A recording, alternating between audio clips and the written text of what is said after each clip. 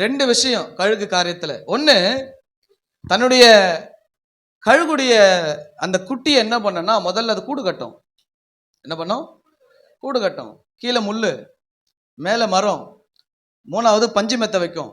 நல்லா சாஃப்டா இருக்கும். கழுகு தன் குட்டியை பாதுகாக்கும். கொஞ்ச நாள் தாண்டின உடனே அந்த கழுகு, அந்த குட்டி கழுகு தெரியுமா, சோம்பேறி ஆயிடும்.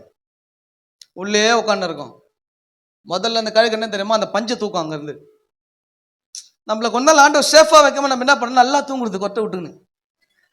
ஆண்டவர் பஞ்சை வலிப்பார். முதல்ல ரொம்ப நாளா தூங்கிட்டேன், சோம்பேறி ஆயிடுவேன், பஞ்சை வலிப்பார். பஞ்சு எடுத்துட்டா வெறும் கட்டை மட்டும் தான் இருக்கும். அப்பயும் அது உள்ளதா இருந்துச்சு, கட்டையை வலிக்கும் அந்த கழுகு. மூணாவது கீழே முள்ளு தான் இருக்கும், குத்தம். பஞ்சு இருக்கும் போதே எழுந்து வெளியே பறந்துட்டா பிரச்சனை இல்லை. கடைசியில் கழுகு முள்ளதான் வைக்கும். அது என்ன தெரியுமா பண்ணும், முள்ளை விட்டு எழுந்து போய் கரெக்டா அந்த கிளையில உட்காந்துரும். எங்க உட்காரும்? ஆனாலும் தாய் கழுகு விடாது, ஸ்ட்ரைட்டா வந்து தட்டி விட்டுரும். அதை தட்டி விட்டு போவாது, உடனே பறந்து வந்து ரக்கையில தாங்கும். ஆமென். ஏசு உன்னை கொஞ்ச நாள் சேஃப்ல வைப்பார். எதுக்கு தெரியுமா? நீ உருவாகுறதுக்கு. உருவாயிட்ட நீ சேஃப்ல இருந்தீன்னா பஞ்சமத்தியை தூக்குவாரு, கட்டியை தூக்குவாரு, முள்ளை தூக்குவாரு. நீ மரத்துல போய் உட்காரு, தள்ளி விட்டுருவாரு. தள்ளி விட்டு போக மாட்டாரு. நீ பறக்கிற வரைக்கும் உன்னை வந்து சட்டில தாங்குவார். அல்லேலூயா. இது கழுகுடைய வேலை. ஆமென். இது கழுகு. ரெண்டாவது, உயர பறக்கும். கழுகுக்கு ஒரு பர்டிகுலர் ஏர் வரைக்கும் அதுக்கு பலன் இருக்கும். ஒரு பர்டிகுலர் பலனுக்கு மேல அது எங்கேயுமே நிற்காது, உயர போயிடும். யாரும் பார்க்க முடியாத இடத்துக்கு போயிடும்.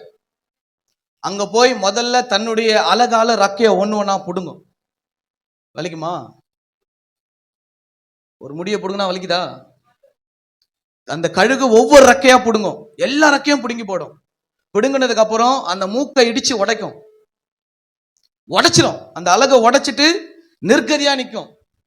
எது வரைக்கும் தெரியுமா? புது பலன் அடையிற வரைக்கும். ஆமென். அப்ப நம்முடைய வாழ்க்கை ரெண்டு அனுபவம். அதனால தான் கர்த்தர் கழுக ஒப்பனையா வச்சார். கொஞ்ச நாள் சேஃப்டியா வைப்பார், அதுக்கப்புறம் உன்னை உருவாக்க வைப்பார்.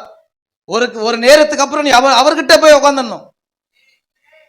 அவர்கிட்ட போய் உட்காந்துடணும். நம்ம சரியா இருக்க மாதிரி தெரியும், அங்க போனாதான் தெரியும் எது சரியில்லை, எதை புடுங்கணும், எதை உடைக்கணும், எதை கட்டணும், எதை எடுக்கணும், அவருக்கு தான் தெரியும். நமக்கு எல்லாமே சரியாத்தான் இருக்கு, நம்ம பண்றதெல்லாம் சரிதான், அப்படிதான் நம்ம சொல்லுவோம். ஆனா அவருக்கு தான் தெரியும் நீ எதை பண்ணிக்கிட்டு இருக்கிற அப்படின்னு.